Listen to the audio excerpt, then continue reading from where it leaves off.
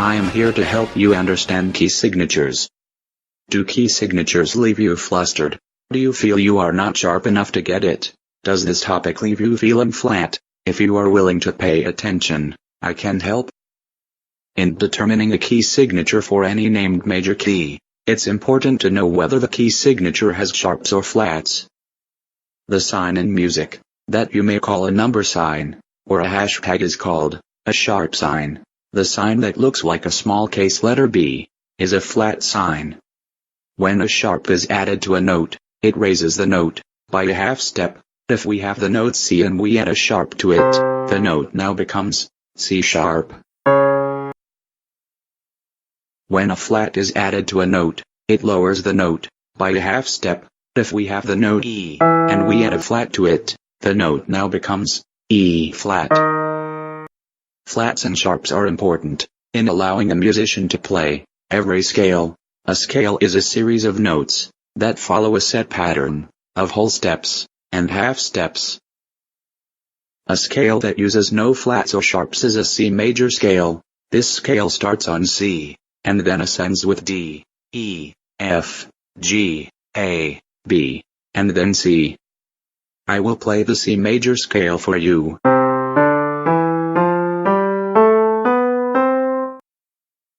As I played the C scale, I started on C, and then played each next note from D to the next C. Do you see? It was 8 notes in all. As you can see, it has no flats or sharps. Every major scale follows this same pattern. From the first note, it goes up a whole step, another whole step, a half step, 3 more whole steps, and then a half step to the top. And now we have the reason for key signatures. If I wanted to play a song or a scale in E major, but I did not put flats or sharps in the key signature, it would sound strange.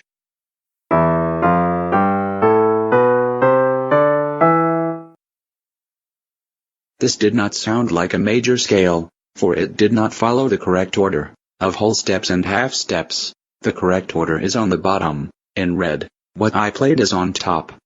To make a major scale starting on E, I have to raise, or add a sharp to, 4 notes to get the correct order of notes. I would need to sharp F, G, C, and D. Let me play the correct version of the E major scale.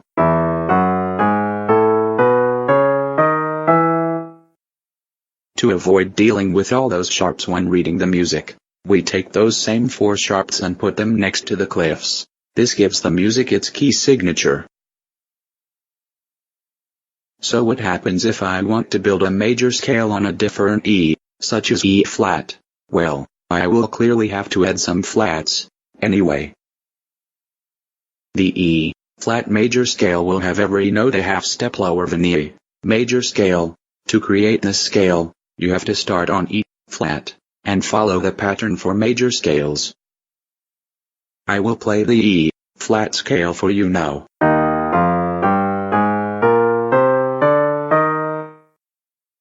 So if we move those flats into the key signature, then we get 3 flats. This is the key signature for E flat major. With the exception of the key of C major, which has no sharps or flats, and F major, which has 1 flat, any standalone letter is going to have sharps when it is a major key. The sharps always appear in the same order. The first sharp is F sharp, and will be in every key with a sharp in it. The second sharp is C, and then G, D, A, E, and last B sharp. Here is a trick in sharp keys. Find the last sharp, and go up 1 note. If there is 1 sharp, F, go up 1 note to G major. If the last sharp is C sharp, go up 1 note to D major. If the last sharp is G, then you go up to a major. If it is D sharp, then the key is E. This works for every major sharp key, every time. Flat keys work differently, except for the key of F major. All keys with flats have a flat note as the bass pitch, B flat, E flat, and so on. Take a look at this list. Flats also appear in a set order, with B flat always being the first, followed by E flat, A, D, G, C, and finally F flat. Of course, I have a nifty trick to help you find the key in flat keys. If you find the last flat in order, go back one flat and you will have the major key. If the last flat is E flat, then go to the left one flat, and you come to B flat. The key with two flats is B flat major. If the last flat is A flat, then the key is E flat major.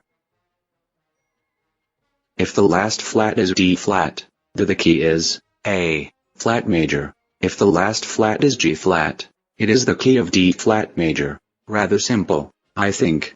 You are doing very well.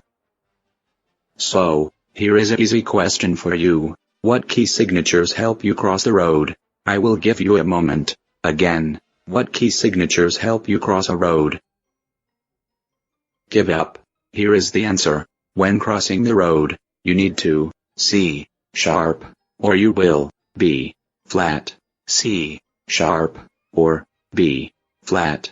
Ha, ha, ha, ha, ha, ha, ha. Now that is funny.